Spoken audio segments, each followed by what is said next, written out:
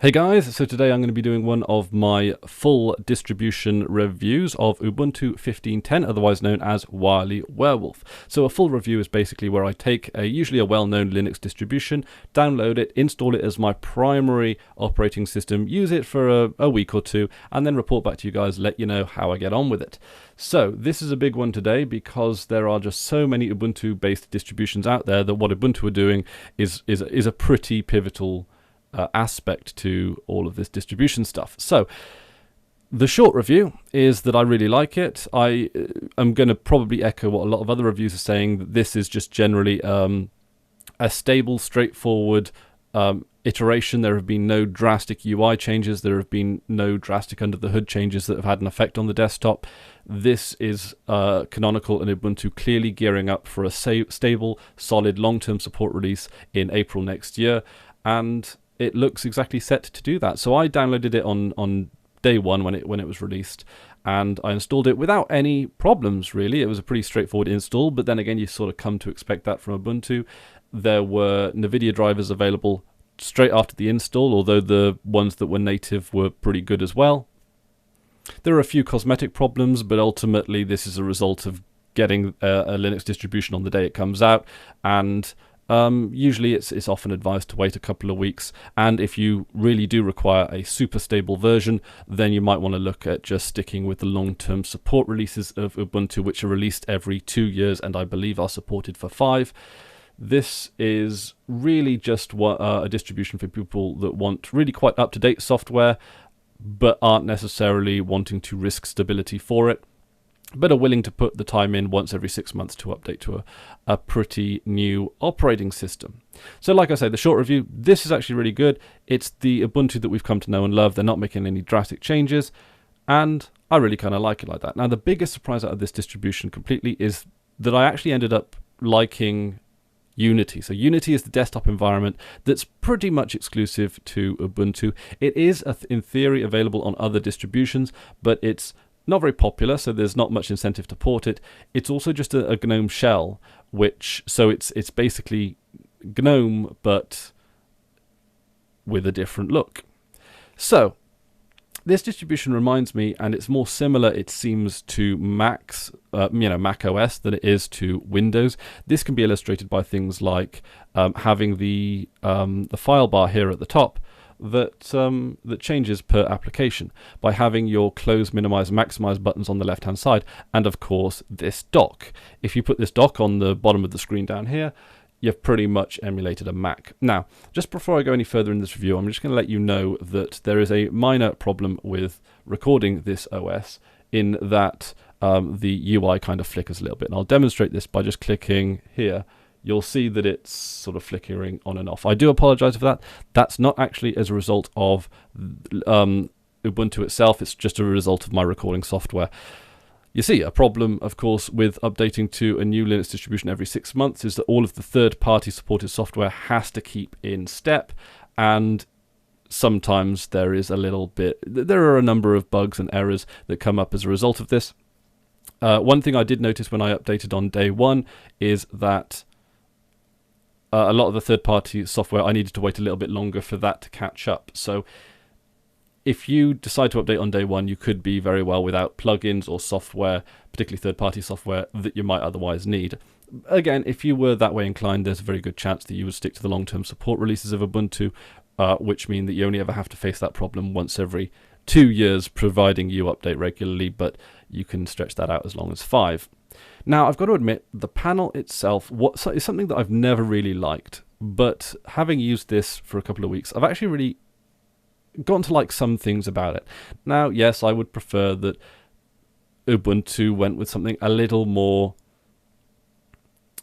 traditional, like Cinnamon, like maybe even Mate, or even something like GNOME and the more default GNOME, basically because it's more intertwined with the wider Linux community. Then again, of course, Ubuntu do need a USB. They do need something to stand out from the crowd. And a pretty, this is a good-looking distribution. You can't deny that. With whatever faults that you may, believe that Ubuntu has, I found the entire install process and the day-to-day usage of it to be actually a professional operating system on a par with Windows. An example of something that I didn't previously appreciate but appreciate now is the task switching, especially dealing with like a large number of windows that you might have. And we do sort of live in that world now where we could have 10 windows of different programs open, all doing their own thing. And I like that the bar on the left is a really good way to organize that. You can have your most commonly used programs already there, already accessible, without actually having to go through any menu system. The little scrolling system on the left here, as you can see here, that's fine. So you can actually have a great deal number of icons here. You can make those icons smaller, so you can have a lot more on the left-hand side of the screen, and you can even auto-hide that bar if you want the maximum amount of screen real estate, although, functionally speaking, how I've got it set up is how I like to use it day to day, and it's pretty fine. The only thing that I didn't like was the menus at the top. I prefer the traditional sort of the KDE-esque paradigm of having the menu stuff always visible, and always on the window that it's referring to. This to me just makes it easier. It's what I guess it's what I've grown up and what I've always learnt to use. So it could be a habitual thing there, but I also feel that you don't need to save screen real estate that much that you need to use a title bar as a menu bar. Like, you can have a title bar and a menu bar, and we've been doing it for a long time, and you don't really eat up that much in the way of resources. Also, additionally, it lets you know where all your options are there and then, as opposed to planting them all over an interface. It's just nice to have all that kind of stuff up there at the top as well, but of course on the window specifically.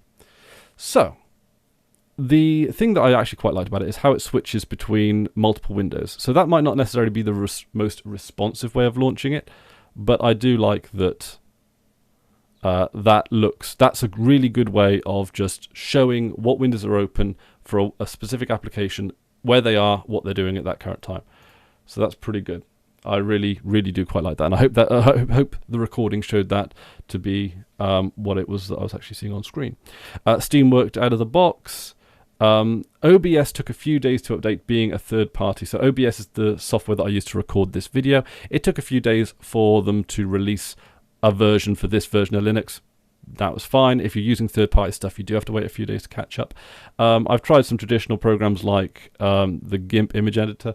At the time of recording this, Bob Ross is being streamed on Twitch, and it's actually really quite interesting because I've never grown up with Bob Ross, and I've never really known him as an artist being British, so I'm sort of being introduced to him now through live streams on Twitch. I know, what a world we live in. So I thought I might have a go at actually drawing a landscape, and that's what I had to go in GIMP, which is available, gimp.org.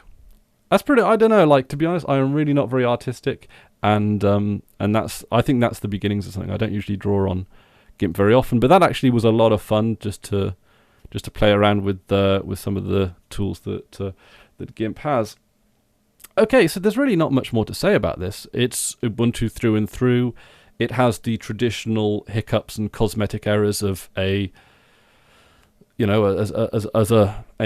Linux distribution has, but it's got the solid tech underneath it, and it's gearing up to be a solid long-term support release next year, which I have no doubt that it will be, and I have no doubt that there will be countless Linux distributions based on this for many years to come. I often consider Ubuntu to be the flagship Linux distribution in the domestic market, less so in the enterprise market, and I think that this is why. I think that it looks nice. I think that it feels better than Windows.